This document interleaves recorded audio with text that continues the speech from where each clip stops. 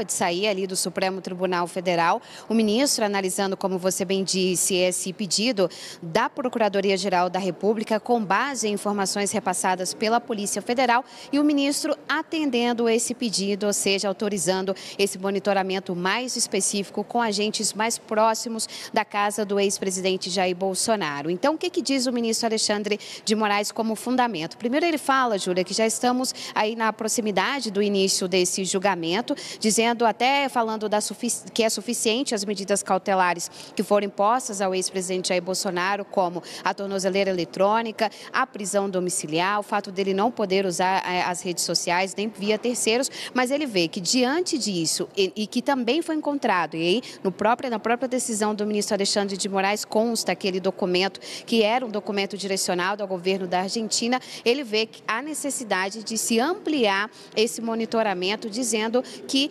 ali para o cumprimento da lei penal. E, Júlia, só um pedacinho aqui que eu gostaria, porque o ministro ele faz exatamente essa justificativa. Ele diz que o monitoramento ele deve ser realizado pela Polícia Penal do Distrito Federal, deverá evitar a exposição indevida, abstendo-se de toda e qualquer indiscrição, inclusive midiática, sem adoção de medidas intrusivas da esfera domiciliar do réu ou perturbadoras da vizinhança, ficando a seu critério aí da Polícia Penal do DF a utilização ou não de uniforme e respectivos armamentos necessário à execução dessa decisão. Então, o que a gente vai ter agora é justamente essa decisão sendo informada para a Secretaria de Segurança Pública aqui do Distrito Federal, porque caberá à Polícia Penal do DF aumentar esse monitoramento, ou seja, fazer um monitoramento integral e também em tempo real, ou seja, com agentes ali, próximos da residência do ex-presidente Jair Bolsonaro. Então, essa decisão já foi encaminhada e a partir do momento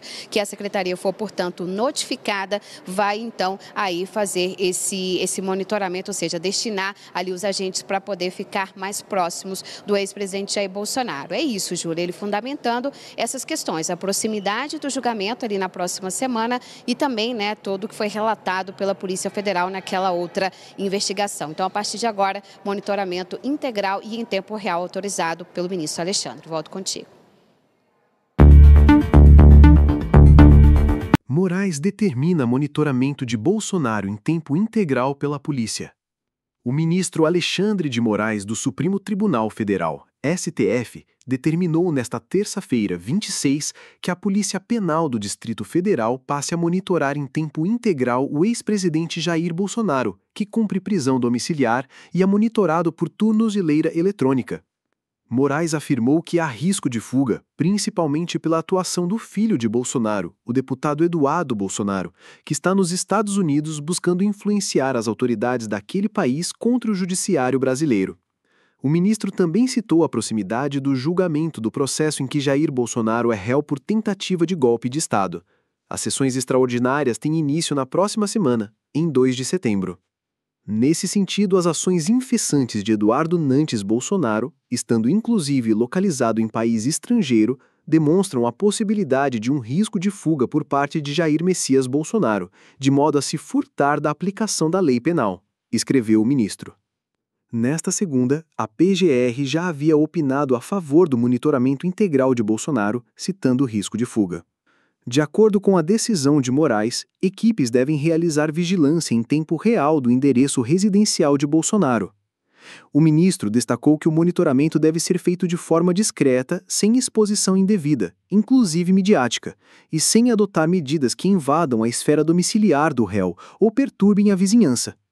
O monitoramento realizado pelas equipes da Polícia Penal do Distrito Federal deverá evitar a exposição indevida, abstendo-se de toda e qualquer indiscrição, inclusive midiática, sem adoção de medidas intrusivas da esfera domiciliar do réu ou perturbadoras da vizinhança, ficando ao seu critério a utilização ou não de uniforme e respectivos armamentos necessários à execução da ordem.